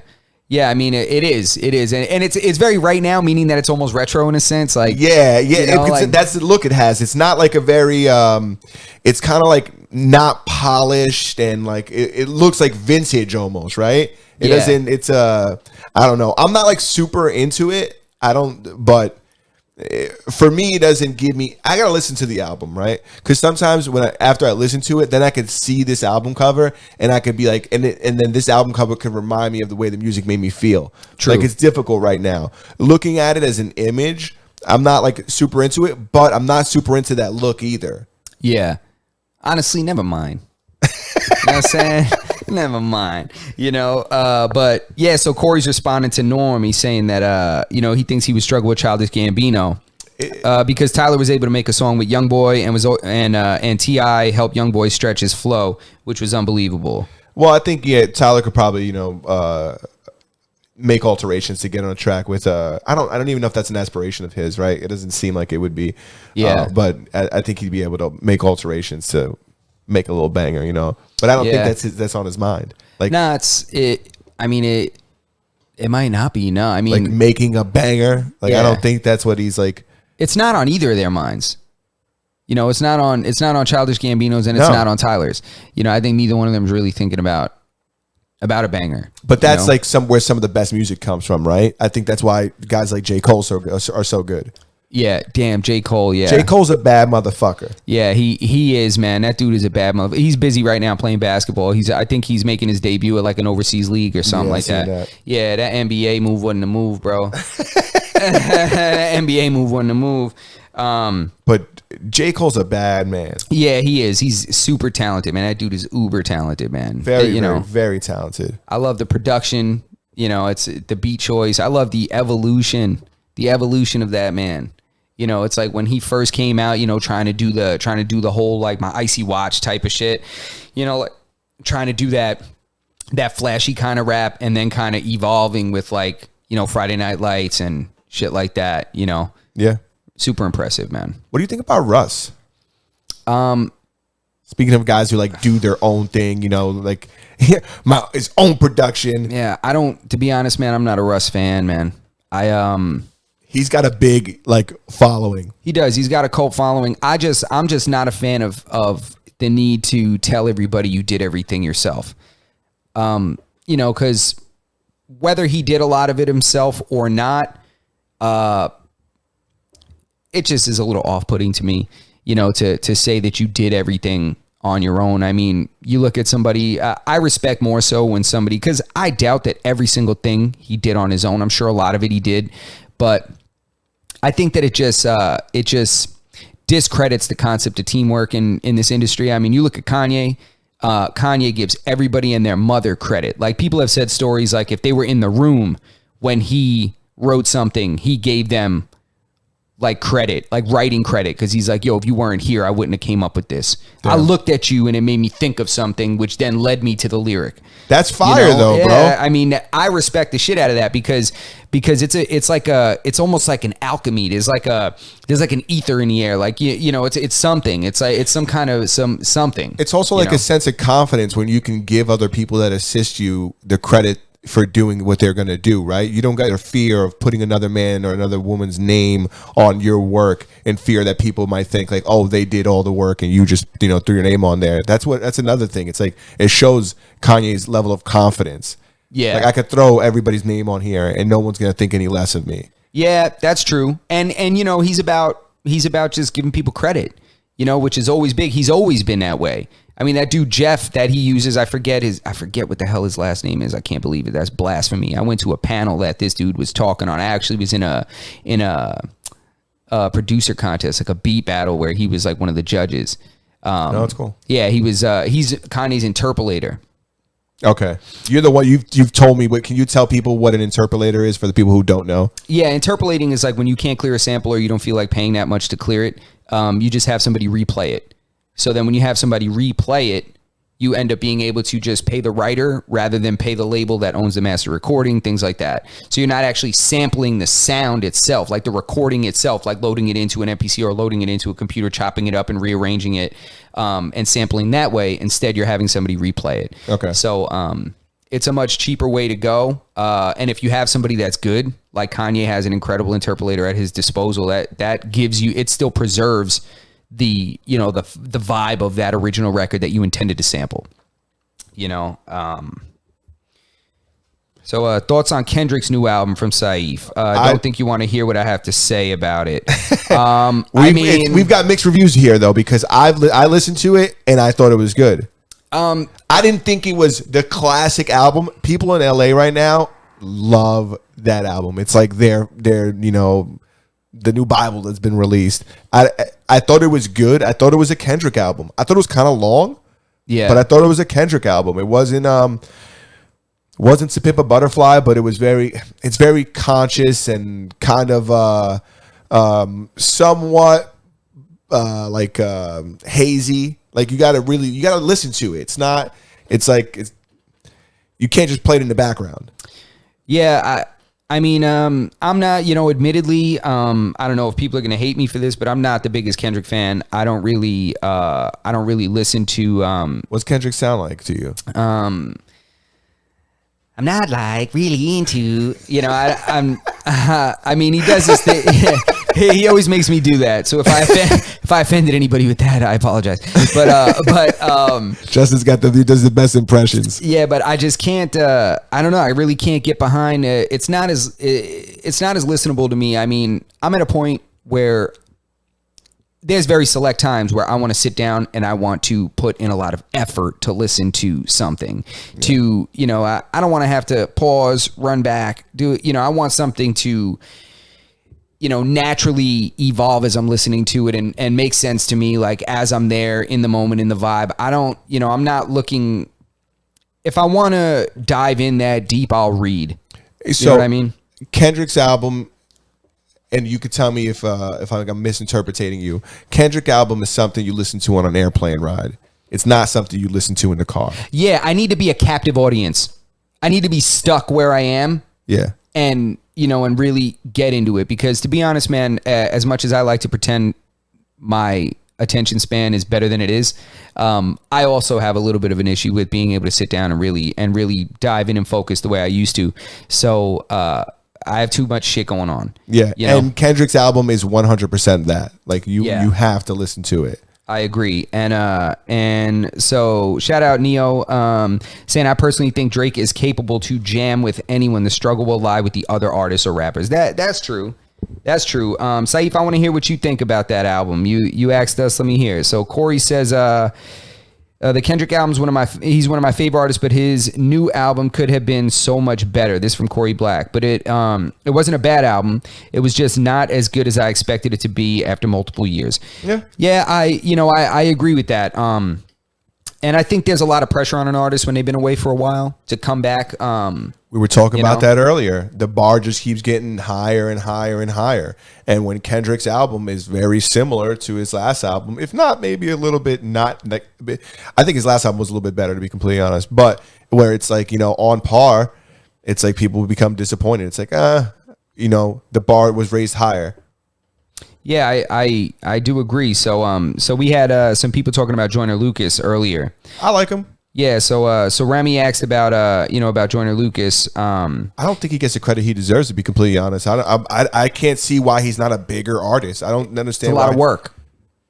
It's a lot of work to listen to Joyner. It's a fucking lot of work. Yeah. I'll be honest with you, man. That shit is like punching a clock when you're trying to keep up with that shit. I'm just like, oh my God, I missed it. Go back. And then I'm like, oh shit, I got a text. Fuck, I missed the whole song. Yeah. You know, it's like a Seinfeld episode. If you miss the first 30 seconds of a Joyner Lucas record, you can't figure out any of the rest of it. You need to go back. You need to go back to the beginning. I don't know. I like it. I like his music. I love his visuals. I think his music videos are fire. And I'm not like a huge music video guy. I kind of hate music videos, but I like all of his. I think he's great. Yeah. And maybe that is one of the reasons why he's not more mainstream. Yeah, I mean, he's not mainstream, I think, for that reason. And also, I don't think he's one to be playing games with the with the amount of, all the bullshit with the labels and shit like that. And how big of a role because he's independent? I think he's independent, or I think I don't know for sure, but I don't think he's with a major. Or he might be with a major and they just might be, not really pushing him like that. It's tough to tell with the, with music now. So yeah, he's asking about that. And we got some opinions that Joyner Lucas is one of the most overrated and underrated artists. So Corey Black thinks he's overrated and underrated. He's independent. Yeah, he is independent, right? Yeah. Yeah. So, I mean, that he's got his cult following, like his fan base, but yeah, his fan base thinks he's God's gift to man. He's the best thing since sliced bread. And there's a bunch of people who've never heard of him, and they in my opinion, more people should know about him. So I could get that analogy where he's most underrated, overrated. But that just means that the people who've heard him like him a lot. I think his music just benefits from visuals. 100%. That's why I like his videos so much. Yeah, I think his visuals help to kind of guide the audience through what he's saying, because his music gets so deep and his wordplay is so complex sometimes that really sometimes you can benefit from a little bit of a visual aid. Mm-hmm. I think that really serves him well when he puts out good visuals. So Corey's saying Kendrick, one of his favorite artists. Oh yeah, album could have been better. I said that. So Corey Black saying, or responds Remy to Corey, he doesn't think that Joyner's overrated. It's because he slept on, and for him, he's underrated. I really liked Stranger Things, I Don't Die, Zim Zim, or Rambo. Yay Not Crazy. Yeah, people. Yeah. See, these are very, very subject specific. And again, back to people's attention span. It's hard to listen to a really direct, specific themed record nowadays. And they don't spin them on the radio. It's like I said earlier, when you listen to the radio, you only get the same 20 songs. Justin said it earlier as well. If you want to find new artists and find good music, like you got to work at it. It's not like it used to. Well, I don't even know if you ever been like this, but like you don't, the radio's not breaking new artists. Yeah. If an artist makes it to the radio, they're already popping. Yeah, it's like Charlie Puth and shit like that is on the radio. I'm like, no thanks. Yeah, it's disgusting, honestly. I don't know how the radio is around the world where you guys are, but I don't know. Over here, the radio is like not where it's at. If you want to find new music, listening to the radio is not where it's at. You got to find things like, you mentioned SoundCloud earlier, YouTube even. Like you got to find your music elsewhere. I love watching interviews with small artists, guys who've made careers off of that, like Adam 22 and No Jumper. When he was interviewing like super small SoundCloud rappers, like that's where you got to find your music nowadays. It's not like it used to be. No, I agree. And I got to be honest, Saif, Saif says, Corey Black, I think I'm one of the only ones that doesn't get the Kendrick goat talk. My friend, you're not alone there. Yeah. I don't understand the GOAT talk at all when it comes to Kendrick. To be honest with you, I'm going to keep it a stack, please. Nobody come for me. Put your pitchforks and your torches away. Don't come for me. But I literally know at least 10 rappers from my neighborhood that are nicer than Kendrick. Like, I'm not kidding. I have personal friends that are nicer than Kendrick. It's just, the work ethic and the opportunity. I mean, the cosign from Dre, I think, is really what pushed Kendrick to be inducted as the next coming of the West Coast. But do you think that's comes from the lack of mainstream artists on the West Coast? No, not necessarily. I mean, because there's potential for some artists to be like, it was a goddamn travesty that Nipsey Hussle didn't get more credit than he got. I feel like people didn't really appreciate Nipsey until he passed. Like, That's given he had his following, but if you ask me, Nipsey should have been getting the attention that Kendrick was getting. I don't know if anybody agrees with me. Saif, what do you think? I think that Nipsey was the West Coast GOAT at the time. But the problem is that a lot of that music doesn't leave the West Coast. So when guys like Kendrick come and they go worldwide, like, he becomes like this mega star. Yeah. Like almost by default. Who's like that big? Who's as big or even half as big as Kendrick? But Kendrick doesn't make mainstream music. It was like he was put there for some reason. Like he's a plant. He doesn't make mainstream music. Like he doesn't make hit records. Like he doesn't make hits. Yeah, you're definitely right. He doesn't make a lot of radio music. No, he doesn't make radio. He doesn't make party music. You don't party to Kendrick. No. Like you don't, it's not something that, you don't, I don't know. Sit in the bathtub and cry. Yeah, it doesn't make it. No, you sit in a room and scratch your head. It doesn't make you drive faster. No, it doesn't do what typical hits do. I mean, Nipsey Hussle had some shit. I mean, he was, that West Coast stuff a lot of times is the intentional rapping off beat kind of thing. Yeah. Nipsey didn't do that. Nipsey's flow was hard. I mean, he was always talking about like entrepreneurship and owning your own stuff and never falling victim to, to labels and making sure you do your own thing. And he also had like the live, like street story type of rap. So, I mean, I think he would have definitely, he definitely should have been hailed as a much better artist than he was. Yeah, well, we see that time and time again when artists pass, that's when they blow up the biggest. So Corey Black saying, would you like to see Tyler and Earl Sweatshirt make more songs together and become a group again?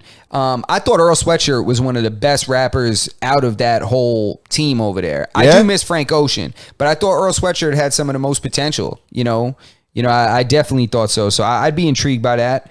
Norma's saying Drake is greater than Kendrick. Yeah, well, I agree. I think one of the things about like putting people back together is like the fear that they don't live up to what they used to have, right? I kind of feel like I'd rather watch like a group go out like on a high than watch them come back together. It's like if they started The Office back up. Like imagine they just started making new episodes of The Office and it was dog shit. I mean, I guess so. But I think if the effort is there, I think there's potential. You ever watch Fuller House? No. Exactly. But I'm also, it's a much different age now. No, Like it's you're talking about childhood versus adulthood. It's a very different thing. But Saif is saying he's from the UK, so Nipsey didn't reach us. That's what I'm saying, dude. When he came up, only after his passing, we heard his stuff properly. But yeah, for him and Black Thought, are two of the most overlooked. Black Thought. Woo, yo, I know Surrender. I know you hear me, Chronic. I know you, yo, come on, man. Black Thought is a monster. There's no, Black Thought from the Roots. There's no person that I think was able to alter the pronunciation of words and make it work that way. That man was a savage, bro. A savage, man. Man, Saif, man, I'm with you on that. But it goes to what I was saying, man. I feel like they don't leave the West Coast. Like a lot of their music doesn't, and Kendrick's just like one of the only ones that does. Aside from, I don't know, I can't even think of anybody else. I can't think. Well, Blueface got a couple songs that people might know around the world. Blueface is trash. Don't ever compare Blueface to anybody that I don't even want to talk about Blueface when it comes. We're talking about Nipsey. We're talking about Nipsey. Talking about Blueface. I'm talking about people's ability for their music to be heard around the world. People who actually left their state. Yeah, but he left for different reasons. He left because he just music. He left because he was a character. People were like, "What? Who is this guy?" But also he had a couple like songs that I think they got like super big on TikTok and songs that just like, they were like hit songs. They weren't, I don't know if they're going to be classic songs, but they're just songs that popped. They popped for different reasons though, because it popped as like spoof rap almost. Yeah, I'm not saying people were talking about it because they were laughing about it. I'm not saying Blueface is God's gift to man or he's super nice or he's nicer than anybody. I'm just saying that people heard of him around the world.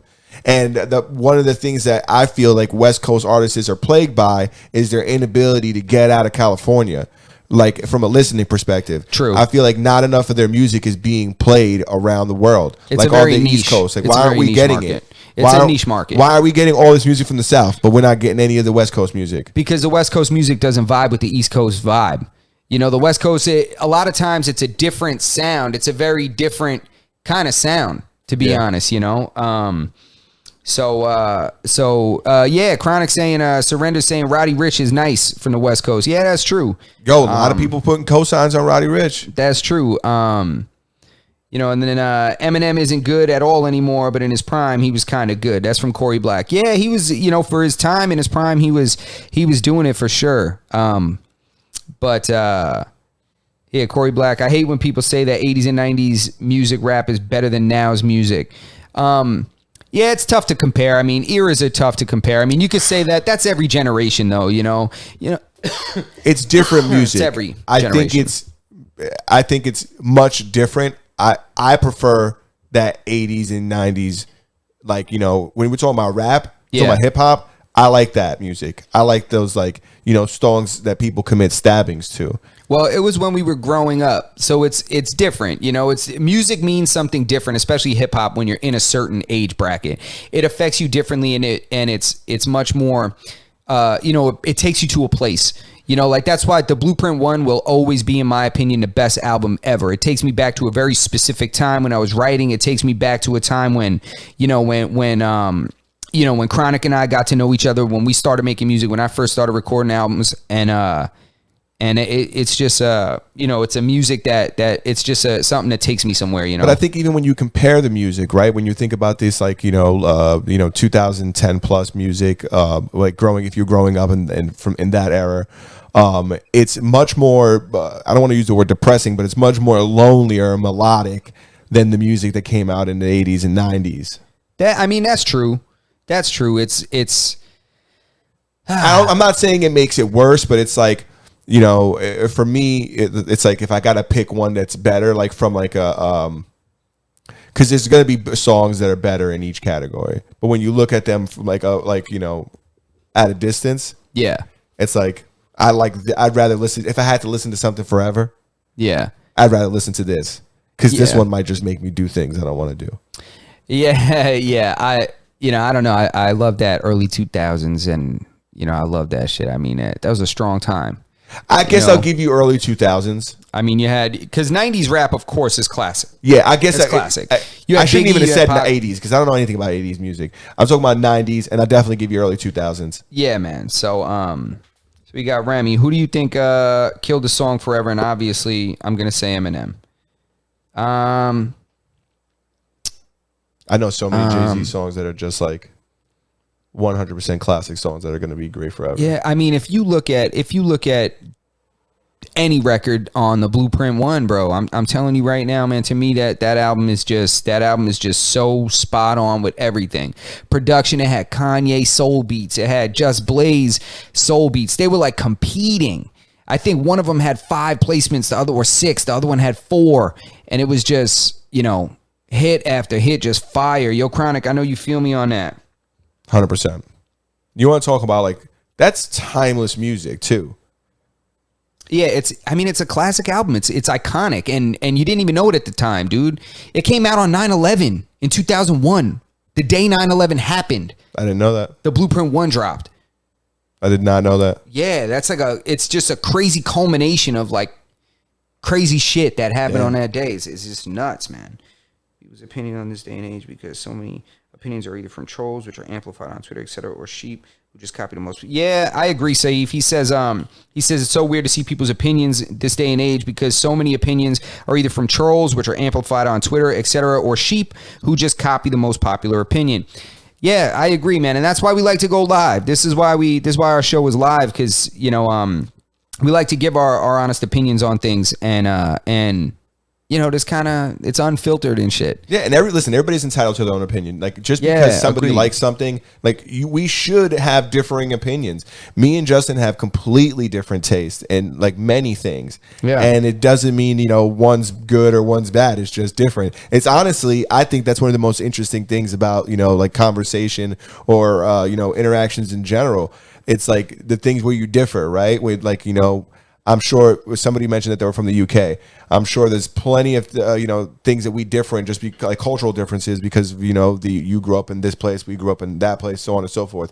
Like that's one of the most interesting things about like relationships or people. Yeah, and I think that's what makes our conversation so dynamic. It's like we have very differing takes on things, like whether whether it's music or anything else. So and again, anybody that's in here, guys, we if you guys just want to give us that thumbs up and subscribe, we're more than happy to have you here. Appreciate everybody that's in here, especially everybody that's new and has never checked into the show. And we go live every Monday and Thursday at 7 p.m. So if you guys are appreciative of this, you like the content, please check us out on Monday and hit that notification bell, so this when we go live, you guys get an alert so you don't miss a show. So, and if you do miss a show, you can listen to the audio versions on all of your podcast platforms. You can listen to us on Spotify, Google Podcasts, Apple Podcasts, Stitcher, all of the other podcasting platforms. Podbean, all that good stuff. All that stuff. So, and Corey Black saying he just got out of high school, so wasn't able to grow up with the music as a kid because obviously my parents weren't going to let me listen to it. Yeah, no, I hear you, man. I mean, we've talked before about I rode my bike up to this Sam Goody that was at this shopping center that was up where where I used to live at, and I remember I bought the Flesh of My Flesh, Blood of My Blood DMX CD. I literally rode my bike up there. I had one of my boys on the pegs and rode my bike up there and bought that album. I remember I was shitting myself when I went up to the counter. I mean, this is like, what year? This is 96? It's like 96. Is it 96 or 98? Might be 98. I was like 12 years old, 10 years old, something like that. And I rolled up there, and I remember it had the parental advisory on it, and I went up to the counter with the CD, and I was like, and he just let me buy it. He just rung it up and gave it to me, and I was like, damn. I was like, thank God. And then I just went home, put that shit in my Discman that would skip 1,000 times just if you fucking looked at it. What happened? What year? 98. 98. Look at that. So I was like 10, 12 years old. I was 12.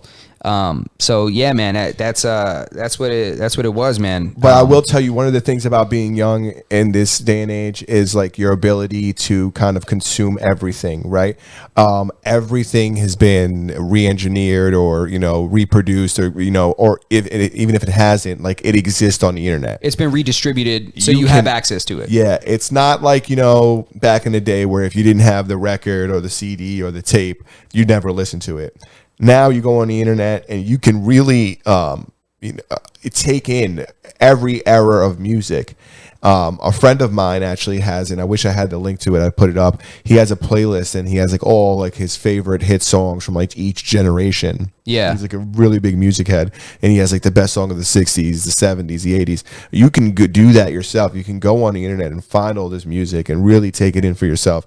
I didn't grow up listening to a lot of like rock or like classic like American music, so like now like is where I'm really getting to see it for the like later on in my life is where I really got to see it for the first time. Yeah, a lot of these songs that like they're really famous songs from really famous bands, I just know them from movies, but later on I was able to discover them on my own, and I think like that's one of the cool things about living in the the age we live in now with the internet. Yeah, for sure. And you have access to really cool stuff like, like things that they put on Netflix and stuff. Like Saif is asking in here if we watched the Kanye documentary. And he's like, any thoughts on like the dedication and stuff that guy took to document his life? You know how I feel about that documentary. Yeah, we talked about this when it came out. Yeah, dude. Like if you go episodes back, you could see we dove in pretty deep on this documentary. I mean, it was so inspiring to me. I can't even express to you, bro, how inspiring that documentary was to me. I mean, I make beats myself. Some of my best friends make beats, have had major placements, and I've released an album years ago. I mean, I've done a lot of music in my time. I produced a lot of projects for people, and it's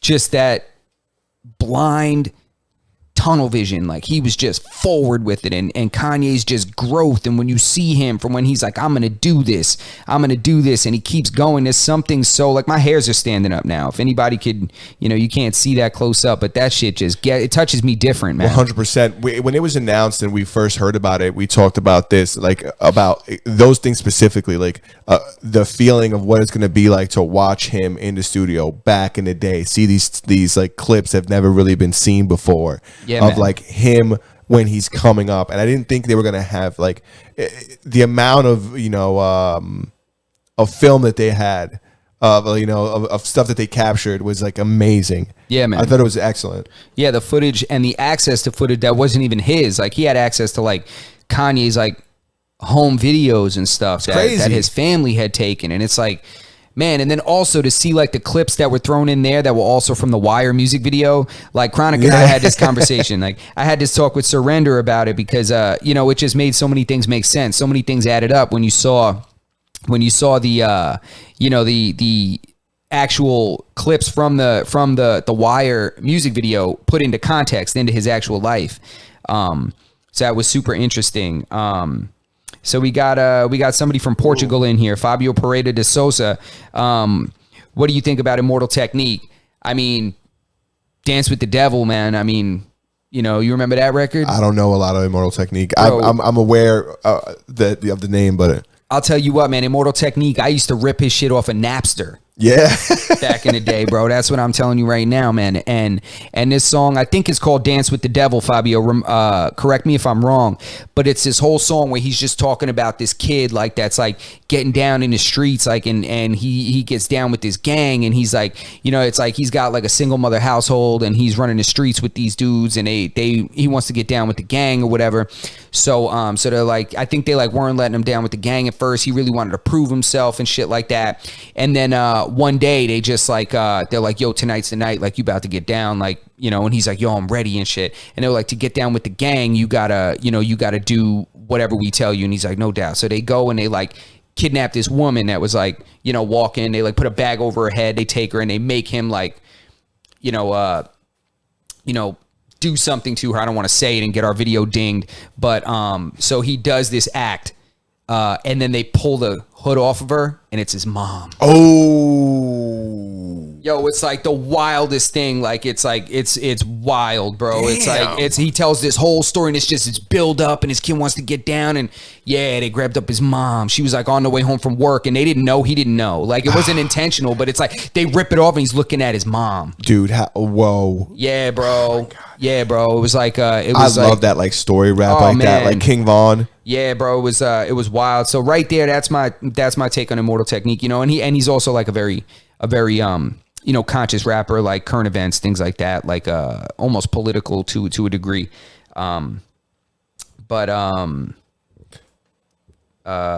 Somebody's responding, favorite current song, the minute or the hour ago, just Team Too Much and Eno and Yasin. All right, man. I mean, I think I was just going to say, we're at work. Listen, ladies and gentlemen, we go on every Monday, Thursday, 7 o'clock. We normally go on for an hour. Today, we ended up doing 2. Yeah, and it's 7 p.m. Eastern Standard Time. So adjust your clocks. Anybody that's international listening, whether you're in Portugal, UK, Sweden, like all you guys, shout out to everybody that's new to the podcast. We appreciate you guys. Shout out to our new subs. Anybody that's still in here that hasn't subscribed, if you subscribe, man, it'll really help the channel, and I think you guys will enjoy the content. So hit that notification bell, remember, so that this way, if you are in an international time zone, you can at least get you can be notified, so this way you guys don't miss anything. And again, if you're still in here, give us that thumbs up. We appreciate you guys, and we look forward to the album. You know what? Monday, if you guys tune in Monday at 7 p.m., 7 p.m. Eastern Standard Time, you guys can actually hear what we think about the album. Yep. So that's what we're going to do. We're going to listen to it. I'm going to listen to it multiple times. I'm going to take it with me over the weekend. I'm going to brush my teeth to that shit. Yeah, I'm going to listen to it. I'm going to make sure that I give it a good listen, and I pay attention. I do a little bit of research on who produced what records, and then you guys can tune in on Monday night, man. And so Corey Black, have my notifications on. Don't worry, I'll be on next time. All right, man. We appreciate you, man. We look forward to having you on. You know? Spaz, adjust your clock, Spaz. Yeah, adjust the clocks or just know the local time. I mean, yeah, that's whatever true. It takes. Yeah, that's whatever it takes. Eastern Standard Time. That's what I mean, Spaz. All right, Jesus Christ, Armad. Thanks, Mod. Yeah, man. So we appreciate you guys, man, and yeah, man, we'll be on soon, man. That's all we got. Masters and None, episode 103. Episode 103, guys. Oye, te hablo desde la prisión, Wilson Manyoma.